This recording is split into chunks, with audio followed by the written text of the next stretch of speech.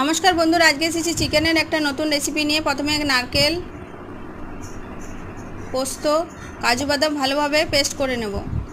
এরপর চিকেন ভালোভাবে ধুয়ে তাতে অল্প ভিনিগার, টক দই, আদা রসুন কাঁচা লঙ্কা পেস্ট, কাজু বাদামের পেস্ট,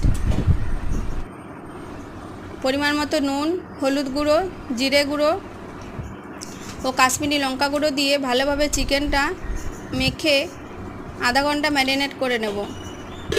এরপর তেলের মধ্যে গোটা গরম মশলা, তেজপাতা, অল্প একটু চিনি দিয়ে নাড়াচাড়া করে দিয়ে দেবো পেঁয়াজগুলো। পেঁয়াজ ভালোভাবে ভাজা হয়ে গেলে দিয়ে দেবো ম্যারিনেট করা চিকেন, দিয়ে ভালোভাবে কষতে থাকবো। ঢাকা দিয়ে ভালোভাবে কষতে হবে, অল্প অল্প জল দিয়ে, যাতে মশলা না পুড়ে যায়। চিকেন ভালোভাবে কষা হয়ে গেলে, তেল বেরিয়ে গেলে পরিমাণ মতো জল দিয়ে ঢাকা দিয়ে দেবো চিকেন সেদ্ধ হতে। সেদ্ধ হয়ে গেলে উপর থেকে গোলাপ জল ও কেওড়া জল দিয়ে আরও 2-3 মিনিট ঢাকা দিয়ে গরম গরম পরিবেশন করে চিকেন পছন্দি। নমস্কার।